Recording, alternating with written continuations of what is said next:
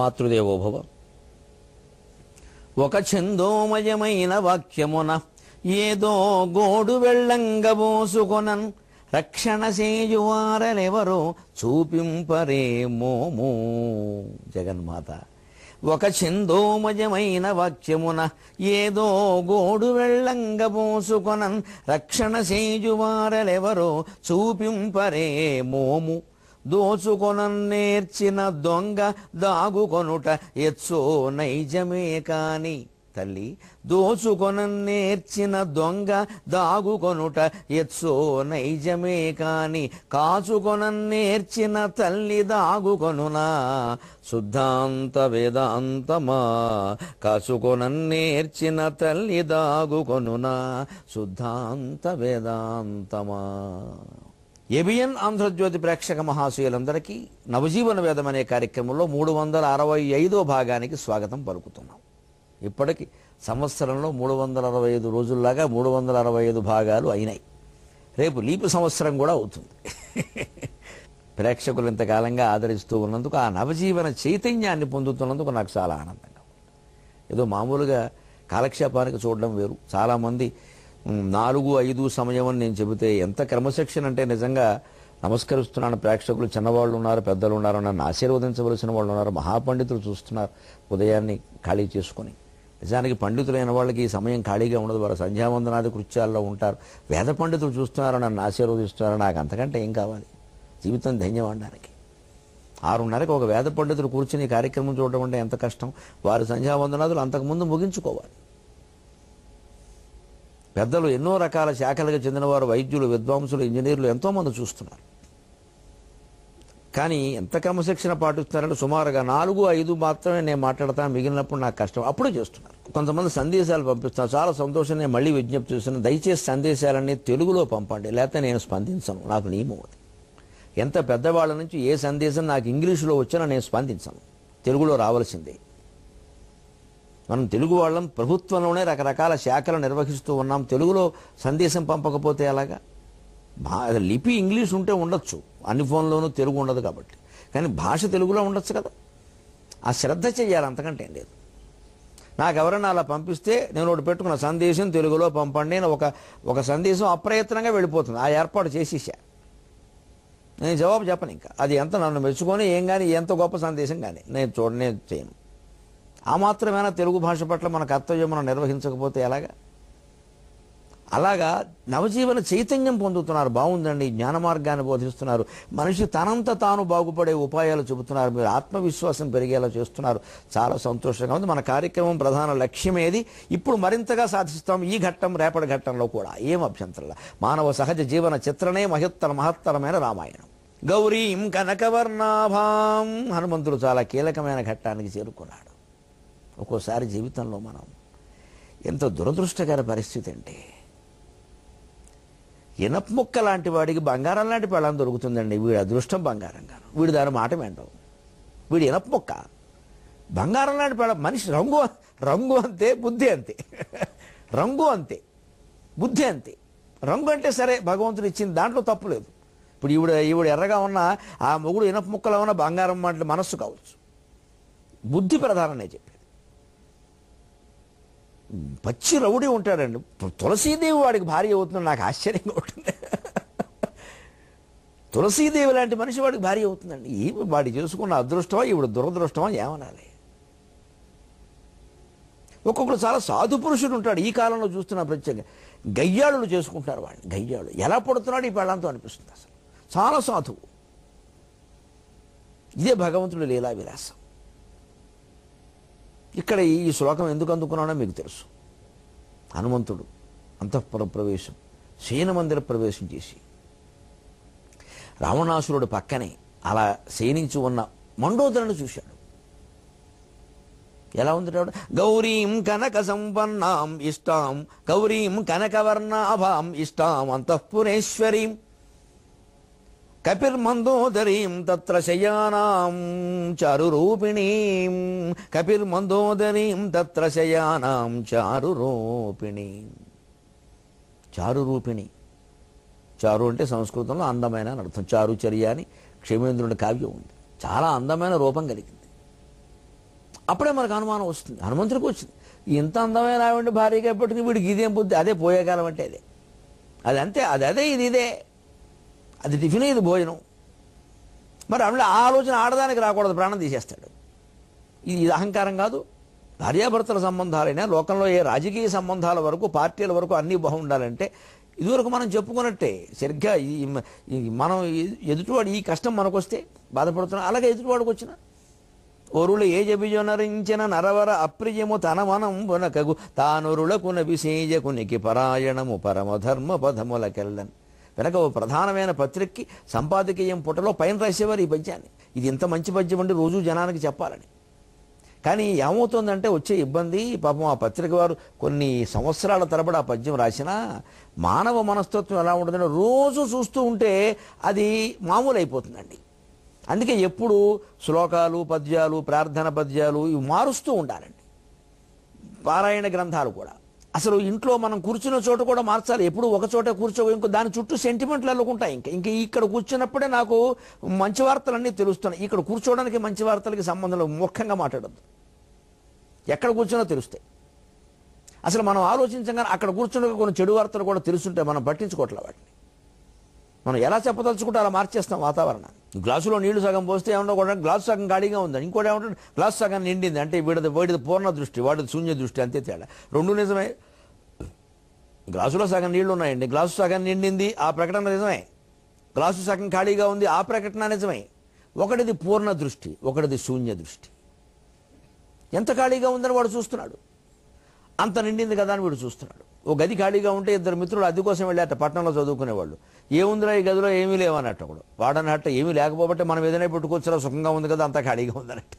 మరి అంతే కదా, గది ఖాళీగా ఉంటే మనం ఏదైనా పెట్టుకోవచ్చు, అది వాడి దృష్టి. వీడికి ఏమిటి ఏమీ లేవు అంటే వీడు వచ్చేసరికి 2 సోఫాలు 3 కుర్చీలు ఉండాలి అక్కడ. జీవితం పట్ల ఉండే దృష్టి ఆ గది పట్ల ఏర్పడింది వీడికి. వీడి జీవితాన్ని ఎవరో వడ్డించిన విస్తర చేయాలని, దాన్ని వీడు అనుభవించాలని వీడు ఆశిస్తున్నాడు. వాడు అలా కాదు, నా జీవితాన్ని నేను నిర్మాణం చేసుకుంటాను, ఒక ఖాళీ ప్లాట్ఫారం ఇస్తే చాలు, ఎవడు బాగుపడతాడో మనం వేరే చెప్పక్కర్లా. మన జీవితం పుట్టింది మొదలు ఖాళీ అనుకోండి, ఇదిగో సుందరకాండ లాంటివి, భగవద్గీత లాంటివి, వాటితో దాన్ని నింపుదాం, సోఫాలతో కుర్చీలతో కాదు, ఈ జ్ఞానంతో నింపుదాం. అంత అందమైన ఆవిడ ఉండి ఇదేం బుద్ధి అంటే అంతే, ఆ బుద్ధి అటు ఉంటుంది, ఏం చేద్దాం, కాబట్టి దెబ్బతున్నాడు. అంచేది మనకు అటువంటిది ఉండదు. గౌరీం కనకవర్ణాభాం ఇష్టాం అంతఃపురేశ్వరీం కపిర్మందోదరీం తత్ర. కపి ఈ వానర శ్రేష్ఠుడైనటువంటి హనుమంతుడు మందోదరిని చూశాడు. మందోదరి అసలు పేరు మందోదరి, ఇది మండోదరి అయిపోయింది. నిజానికి మండోకం అంటే కప్ప అని అర్థం ఉంది. అటువంటి మాటలు మనం మందోదరి అనే పలకాలి. అసలు రామాయణంలో కూడా ఆ ప్రసక్తి వచ్చిన చోటల్లా మందోదరి అనే ఉంది. దానికి వద్ద స్త్రీ సహజమైన సౌందర్యపు లక్షణం అది, అంతకంటే ఆ పేరు అలాగే ఉంటుంది. ఆవిడ్ని గౌరీ అమ్మండి, పసుపు రంగులో ప్రకాశించేది గౌరీదేవి. గౌరవం అంటే తెలుపుని కూడా అర్థం ఉంది, ఇక్కడ పసుపు అని రాశారు. అందుకే గౌరీదేవి అంటే పసుపు కుంకాలు. అందంగా ఉండడం అనేది ఎవరికైనా ఉంటుంది, కానీ ఒక రాక్షస స్త్రీని, రావణుడి భార్యని, ప్రతినాయకుడి భార్యని గౌరీం అని మొదలుపెట్టడం ఇదే సుందరకాండ రహస్యం. ఈ జరుగుతున్నదంతా గౌరీదేవి సాధనే. బాలాత్రిపుర సుందరి, బాలాత్రిపుర సుందరి సాధనలో మరి గౌరీ ఎవరండి? ఇక్కడ మందోదరికి గౌరీని ఎందుకు వాడేటండి? ఒక క్షణం విరామంలో ఈ అపూర్వ రహస్యం మీకు ఆవిష్కరింపబడుతుంది అమ్మవారి దైవ. గౌరీం కనకవర్ణాభాం ఇష్టాం అంతఃపురేశ్వరీం కపిర్మందోదరీం తత్ర శయానాం చారురూపిణీం తత్ర శయానాం, అక్కడ శయనించి ఉన్నటువంటి ఆవిడని. కనకవర్ణాభాం, బంగారపు రంగులో మెరిసిపోతుంది. ఇష్టం, అంతేకాదు, గమనించండి విచిత్రం, రావణుడికి ఇష్టమైన ఆవిడ. పోనీ ఈ ప్రయత్నాలన్నీ ఆవిడ మీద ఇష్టం లేకపోవడం వల్ల చేస్తూ అదే లేదుట, చాలా ఇష్టం అంట. అసలు ఏ సమస్యలైనా మండోదరితోనే చర్చిస్తాట, ఎంతమంది ఉన్నా. మరి అంత ప్రేమ ఉంటే అదంతే, ఏం చేస్తాం? నుదుటను రాసిన వ్రాత మారదు కదా, నూరేండ్లు చింతించిన. వాడు రాత అలా ఉంది. ఎందుకంటే వాడు జయ విజయుల్లో ఒకడు, వైకుంఠంలో ద్వారపాలకుడు. వాడు రావణుడే పుట్టాడు. వాడు తిరిగి వెళ్ళిపోవాలి అంటే స్వామి చేతుల్లో చావాలి. స్వామి చేతుల్లో చావాలంటే స్వామికి అపకారం చెయ్యాలంటే ఆయన భార్యను ఎత్తుకురావాలి. అందుకే ఎత్తుకొచ్చాడు. ఇప్పుడు అర్థమైపోతుంది రావణాసురుడి పాత్ర. అంటే ఇక్కడ మళ్ళీ ఏదో నాటకం ఆడుతున్నాడో కాదు, పూర్వజన్మలో ఏ జీవ లక్షణాలు ఉన్నాయి, ఎందుకోసం పుట్టాడో ఆ సంకల్పంతో పుట్టాడు. నేను పుడుతున్నా కానీ పైకి వచ్చేయాలి, నేను పుడుతున్నా కానీ చనిపోవాలి, అందుకే అపకారం చేయాలి అని పుట్టాడు. అలాగే చేస్తున్నాడు. అలాగే లోకంలో కొందరు జీవ లక్షణాలు మారవు, మీరు ఎన్ని ప్రయత్నాలు చేసినా. ఆ ప్రయత్నమే మానుకోవడం మంచిది. అందుకే భర్తృగారు సుభాషితాల్లో ధైర్య పద్ధతి, విద్వత్ పద్ధతి, అనేక రకాల పద్ధతులు రాస్తూ అన్నిటికంటే ముందు మూర్ఖ పద్ధతి రాశాడు. మూర్ఖుల్ని మార్చొద్దని. మనకి సమయం వృధా. వాడి కోసం పూజలు, నోవులు, కాళహస్తి తీసుకెళ్ళడం, రాహుకేతు అసలు వీడే పెద్ద దోషం. వీడెడితే ఆ గుడికి కూడా దోషం. ఏం దోషాలు లేవు, వాడి బుద్ధిలో ఉందా దోషం, మీ వల్ల కాదు, దాన్ని సవరించడం, వాడిని వదిలేయండి. వాడి నుంచి కుటుంబానికి ప్రమాదం లేకుండా చూసుకోవాలి. ఇంకా తాపత్రయం వల్ల అది కూడా మన కర్మ కొద్దీ వీడు పుట్టాడు, ఏదో అయిపోయింది, వదిలేసే, ఇంకా వాడి ఏదో కానీ ఎంత నష్టం జరగకుండా చూసుకోండి. నష్టమే తప్పదైతే ఎంత తక్కువ వీలైతే అంతే తప్ప ఈ చేసేటువంటి ఏవో వీటి వల్ల వాడి బుద్ధి మారిపోతుందని కూడా ఆశ్చర్యం. మనం జరిగేది అందువల్ల ఈ వ్యాపారాలు పెరిగిపోతున్నాయి. కాలసర్ప దోషం అని యాగమే పెట్టేస్తున్నారు ఏకంగా. పూర్వశాస్త్రాల్లో లేవు ఇవన్నీ. మొత్తం కాలసర్పం యాగమే. యాగం చేసేస్తే కాలసర్పం ఏమీ లేదు, వాడికి వస్తే డబ్బులు అంతే. వాడే కాలసర్పం. దాన్ని రుజువు చేయమని చూద్దాం.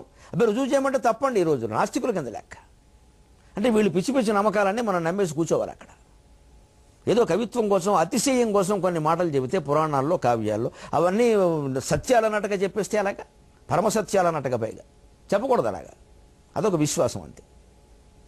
దాని ప్రభావం దానికి ఉంటుంది. అది ఖచ్చితమన్న మనం రుజువు చేయనప్పుడు దాన్ని ప్రజల మీద ప్రభావం కలిగేలా చెప్పకూడదు. ప్రజలు అజ్ఞానులు, సామాన్యులు, వాళ్ళందరూ పడిపోతారు. ఇంత ఇష్టమైందండి. ఎంత ఇష్టమైందంటే విచిత్రం. ఒక సరదాయన ఉదాహరణ. రావణాసురుడు సీతాదేవి ఎంతకీ లొంగకపోతే మండుదని అడిగట. సీత లొంగట్లేదు, మందు మరి కాస్త షార్ట్ కట్లో పిలవాలి. మందు వదరు కదా, మందు ఏం చేయమంట? ఒళ్ళు మండిపోతాడు ఆవిడకి. భార్యను అడుగుతాడా, పరస్త్రీ లొంగట్లేదు ఏం చేయమంటావని? ఏ భార్య ఏం చెబుతుందా? మందు ఏం చేయమంటావు ఏటిది? ఎంత లోకు కట్టాడో చూడండి వాడు. రాజ్యాన్ని, ప్రజల్ని, భార్యను కూడా. అహంకారం. సీతలు ఒకట్లేదు ఏం చేయమంటావు? అక్కడికి తమిళ రామాయణంలో ఉంది విషయం. ఆవిడంతట నీకు తెలియంది ఏముంది, దొంగ వేషాలు వేసే కదా ఆవిడ తీసుకొచ్చావు ఇక్కడికి, మాయలేడు వేషం వేసి రాముడు వేషంలో వెళ్ళేందుట. రాముడు వేషంలో వెళ్ళి లొంకకి ఏమవుతా అప్పుడు అంటాడండి రావణాసురుడు. నిజంగా గొప్ప మాట. తమిళమేనా కన్నడమేనా మనం నేర్చుకోవలసిన మాట. రావణాసురుడు రాముడు వేషంలో వెళితే అబద్ధాలు చెప్పలేంగా, అప్రయత్నంగా నోట నిజాలు వచ్చేస్తాయి. రామాయ రామభద్రాయ రామచంద్రాయ వేధసే రఘునాథాయ నాథాయ సీతాయ పతయే నమః ఏమా పంచబిగింపు రాఘవునిదాయిఠేవి. ఎటువంటి వాడండి రామచంద్రమూర్తి అంటే? రామచంద్రమూర్తి వేషం వేసిన వాడు కూడా, నాటకంలో వేషం వేసిన వాడు కూడా అబద్ధం ఆడడం కష్టం. Such character. క్షమించండి ఆంగ్లం మాట్లాడినందుకు. భావావేశం. అటువంటి పవిత్ర పాత్ర, అటువంటి పవిత్ర వ్యక్తిత్వం, దాన్ని మన జీవితంలోకి దించుకోవాలి. గుళ్ళోకి బళ్ళోకి కాదు దించడం, మన జీవితంలోకి రావాలి రాముడు. ఏమా పంచబిగింపు రాఘవునిదాయిఠేవి ఆ రూపు రుక్సామాధర్వయజు ప్రభా శుభదమౌ సర్వాంగ సౌశీల్యమౌ. ఆ రూపు రుక్సామాధర్వయజు ప్రభా శుభదమౌ సర్వాంగ సౌశీల్యమౌ. ఏమా చిర్నగవు ఇన్ని ఏండ్లైన పోదే, ఏమా చిన్నగవు ఇన్ని ఏండ్లైన పోదే. అన్ని కష్టములు ఈ స్వామిన్ కృంగగజేయవయ్యే. అన్ని కష్టములు ఈ స్వామిన్ కృంగగజేయవయ్యే. భరతాంబ నీవు ధన్యాత్మవౌ. ఇది రాముడు. రావణాసురుడు కూడా ప్రశంసించింది ఏమిటంటే, రాముడు వేషం వేస్తే అబద్ధం ఆడలేను కదా అన్నాడు. అంత గొప్పవాడు రాముడు. ఆ వేషం వేసిన వాడికి అప్రయత్నంగా సత్యవాక్యమే నోట వస్తే ఆ మనిషి ఎంత గొప్పవాడండి. ఆ దేవుడు ఎంత గొప్పవాడు. ఆయన దేవుడు ఎందువల్ల అయ్యాడు? అందాల రాముడు, అందువలన దేవుడు. ఇది రామాయణం. అటువంటిది మండోదరి. అడిగానే ఏం చేస్తుంది? ఇప్పుడు మూర్ఖుడు వినడు. వాడిని వదిలిపెట్టడానికి ఆ రోజుల్లో విడాకులా చంపేస్తాడు. అందుకని ఏం చేసుకుంటుంది? ఏ సత్యనారాయణ వ్రతమో చేసి రావణాసురుడు పక్కనే పీటల మీద కూర్చొని వచ్చే జన్మలోనైనా, ఆ నైనా కింద గీత, వచ్చే జన్మలోనైనా మంచి మొగుడిని ప్రసాదించని కోరుకుంటుంది. ఏం చేస్తుంది ఆవిడ అంటే, దుర్మార్గులైన భర్తలనే వదిలిపెట్టకూడదని చెప్పారే, దుశ్శీలురైన భార్యలను కూడా వదిలిపెట్టిన సందర్భాలు మన పురాణాల్లో ఉండవే. సుశీలురైన వాళ్ళని ఎలా వదిలేస్తున్నారండి భార్యల్ని భర్తల్ని కూడా, చిన్న చిన్న విషయాలకి. మండోదరం నుంచైనా మనం నేర్చుకోవాలి కదండి. ఈ దుర్మార్గుల చేతుల్లో ఆ ఇల్లాలు పడిన కష్టాలు మనం ఎవరన్నా పడుతున్నామా? చిన్న చిన్న కారణాలకి వాళ్ళ భార్యాభర్తలు విడాకులు తీసుకుంటున్నారే అహంకారంతో. అహంకారం మూర్తి భవించిన మనిషితో మందోదరి పడింది, అలా మిగిలిపోయింది చరిత్రలో. ఇది రామాయణం నుంచి మనం నేర్చుకోవాలి, మందోదరం నుంచి కూడా. ఇప్పుడు గౌరీం నాకు చాలా ఇష్టమైన మాట. అంతఃపురేశ్వరీం, అంతగా రావణాసురుడికి ఇష్టం మండోదరి, నాకు ఇష్టం గౌరీదేవి, మా అమ్మ, మా జగన్మాత. నేను ఎలా వదిలేస్తాను? చెప్తా వ్యాఖ్యానం. ఉపాసనకి దానికి సంబంధం ఉంటుంది. ఇష్టం అంతఃపురేశ్వరీం, ఆయనకి ఇష్టమైంది అది కాబట్టి అంతఃపురేశ్వర కూడా కాగలిగింది. మరి హనుమంతుడికి ఇవన్నీ తెలుసు అని అసలు మనిషిని చూసి తెలిసిపోతే మహారాణి చిహ్నాలు వేరు, మామూలు ప్యాకెట్లో రాణి చిహ్నాలు వేరు. ప్యాకెట్లో కూడా మదం అని ఒకటి ఉండేది, రాణి మహారాణి వేరు, మదవరాణి వేరు. మీకు ఎలా తెలుసు అనకండి, స్నేహితులు ఆడుకుంటూ చెప్తూ ఉంటారు, అప్పుడు నేను ఎప్పుడు ఆడను. అందుకని మదవరాణి వేరు, చిహ్నాలు తెలిసిపోతుంది. మహారాణి చిహ్నాలు అంటే అసలు ఆభరణాలు అవన్నీ వేరండి మహారాణికి ఉండేవి. ఆ స్టైల్ అంటే ఆహో ఎలు, ఆవిడ పడుకున్నా కూడా గమనించవచ్చు ఇవిడు మహారాణి. అలాగా అంతఃపురేశ్వరి, అటువంటి చారురూపిణీం అంతఃపురేశ్వరీం ఇష్టాం కనకవర్ణాభాం మందోదరీం తత్రదర్శ చూశాడు. ఇప్పుడు గౌరీం ఎందుకండి? కనకవర్ణాభాం గౌరీం సరిపోతుంది. నిజానికి వ్యాఖ్యాతలు ఉన్నట్టు కూడా పచ్చని రంగులో మెరిసిపోతుందని చెప్పారు. గౌరీదేవిని ఎందుకంటారు వెంటనే? కానీ రహస్యం ఏమిటంటే త్రిపుర సుందరి ఉపాసనలో ప్రత్యేకించి ముందు గౌరీదేవి కనిపిస్తుంది. ఈ రుద్రగ్రంథికి వెళ్లే ముందు విశుద్ధ చక్రం దాటాక గౌరీదేవి కనిపిస్తుంది. లలితా సహస్రనామ వ్యాఖ్యానాల్లో కొన్ని చోట్ల పెద్దలు చెప్పారు. ఇక అంతకుమించి ఆ విషయాలు వివరించడం నాకు భావ్యం కాదు, ఇది టీవీలో చెప్పేవి కావు. ఆ గౌరీదేవిని చూసే శాశ్వతమైనది ఏదో కనపడిందనే భ్రమలో పడిపోతాడు. సరిగ్గా ఇప్పుడు జరుగుతున్నది అది. ఇంకా అమ్మవారి యొక్క రూపాలు గౌరీ, దుర్గా, చండిక, త్రిపుర సుందరి, బాల చాలా ఉన్నాయి. ఇవన్నీ ఉపాసకానాం కార్యార్థం బ్రహ్మణో రూపకల్పన. అంతిమంగా చేరుకోవలసింది లలితాదేవిని, లలితా త్రిపుర సుందరి అంటారు. అందుకని అందులో మళ్ళీ బాలా త్రిపుర సుందరి, గౌరీ త్రిపుర సుందరి, ఇవి భేదాలు ఉన్నాయి. ఇవి మళ్ళీ అంతిమంగా చేరుస్తే ఇది అదే అనుకోకూడదు. అందుకే గౌరీం హనుమంతుడు ఇక్కడ గౌరీ త్రిపుర సుందరిని చేరే దశకు వచ్చాడు. లలితా త్రిపుర సుందరిని ఇంకా చేరలేదు, ఆవిడ కనపడలేదుగా. అది లెక్క, అది అంతర్ధ్వని. మహానుభావులు సింహంభట్ల రామమూర్తి శాస్త్రి గారి వ్యాఖ్యానాల్లో ఇలాంటివి ఉంటాయి. యోగ సాధనలో ఉన్నప్పుడు మనం సహస్రారానికి చేరుకోవాలి అన్న లక్ష్యాన్ని పెట్టుకున్నప్పుడు మధ్యలో కొన్ని రూపాలు మనకి భ్రమ కలిగిస్తాయి. దర్శించేసామనుకుంటాం, దుకాణం పెట్టేస్తాం, దుకాణం మిగులుతుంది, చిల్లర డబ్బులు మిగులుతాయి, టోకు పోయింది. ఈ భ్రమలో పడద్దని మంత్రశాస్త్రం చెబుతుంది. ఇది సుందరకాండ. దీన్ని మామూలు జనుల పారాయణలో ఎందుకు పెట్టలేదు అంటే దయచేసి అర్థం చేసుకోండి. ఎవరినో ఒక కులం వాళ్ళకి ప్రత్యేకించి వాళ్ళలో కూడా అందరూ చేయకూడదు నిజాన్ని చెప్పాలంటే. ఎందుకంటే ఆ చేసే పద్ధతిని బట్టి ఉంటుంది. చేయకూడదంటే చేయకూడదని కాదు, అక్కడ అవన్నీ గురువు ద్వారానే తెలుసుకోవాలి.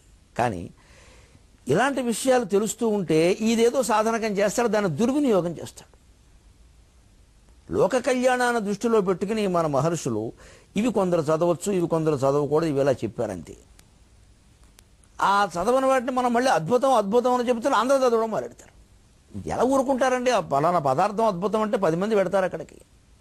ఏం లేదా, అదేదో వాళ్ళ తెప్పలు వాళ్ళు పడుతున్నారు, వాళ్ళ పని అంటే వదిలేస్తారు, వాళ్ళు పడేవాళ్ళు పడతారు. గాయత్రి మంత్రం అటువంటిది. నిజమే, అది గొప్పది తప్పు తక్కువది అనే సమస్య కాదు అక్కడ. అది కొందరు కేటాయించారు, వారు చెయ్యాలి, అందరూ చేయకూడదు. మనం దాన్ని ఉపాసన చేసి చేయకూడదు ఎవరు చెప్తారు దానికి? పూర్వం వాళ్ళు ఎందుకు చెప్పారు? ఈ ఏ మంత్రశాస్త్రాన్ని ఇలాగే తీసుకో, ఇవి టీవీలో చెప్పేసే విషయాలు కావు. సందర్భం వచ్చి ఊరికే పైపై విషయాలు చెప్పాను. అలా సాధనలో ఒక్కోసారి మనం సహస్రారాన్ని చేరుకుందుకు ప్రయత్నం చేస్తుంటే మధ్యలో స్వప్నంలో కనిపించే రూపాలు, యథార్థంగా అనిపించిన కొన్ని భ్రమలు కావచ్చు, యథార్థాలు ఏవైనా అవి అసలు లక్ష్యాన్ని పక్కదారి పట్టిస్తాయి. సరిగ్గా ఇక్కడ హనుమంతుడు అంతే అనుకున్నాడు. తర్వాత భాగంలో చూస్తాం మనం ఏమనుకున్నాడు, మందు అయిపో యురేఖ అనుకున్నాడు అంతే. అలాంటి భ్రమలో పడకూడదు. ఇప్పుడు ఒక్క మాట, గౌరీం కనకవర్ణాభాం, పసుపు. గౌరీదేవి అంటే పసుపు. గౌరీ పూజలో పసుపు కుంకుమలు వాడతాం. అమ్మాయిని గౌరీదేవిగా భావిస్తాం. పెళ్లికి ముందు గౌరీ పూజ చేయిస్తారు. ఇంకా కాస్త ముహూర్తం కొద్ది సమయం ఉందనగా కొబ్బరి బొండం పెడతారు. అక్కడ చూసుకోండి, ఆ కొబ్బరి బొండమే గౌరీదేవి అని చెప్పుకోవచ్చు. ఇళ్లలో కూడా పూర్వం ఓ బొమ్మరాయి ఉండేది. బొమ్మరాయికి పసుపు కుంకుమ రాసి గౌరీదేవి అనేవారు. ఏమి నా జాతి, ఏమి ధైర్యం, ఏమి విశ్వాసం అండి అసలు. ఓ బొమ్మరాయికి పసుపు కుంకుమ రాస్తే గౌరీదేవ. పసుపు ముద్దలోన పరమ పావనమూర్తి కొలువు దీరియుండే కొలువరండు అర్ఘ్యపాద్యములకు ఆలస్యమైనచో ఊరుకొనదు వేరు కోరుకొనదు. పసుపు ముద్దండి గౌరీదేవి. తమలపాకులో పసుపు పెడితే వినాయకుడా, బొమ్మరాయికి పసుపు రాస్తే గౌరీదేవి. నా జాతి ఏం ఆలోచిస్తుందండి, ఆలోచించండి. ఈ రాయి కూడా దేవుడు అవుతుంది, నువ్వు కావా? ఒక విగ్రహాన్ని మనం తీసుకొచ్చి ప్రాణప్రతిష్ఠ చేస్తే దేవుడు అంటున్నామే.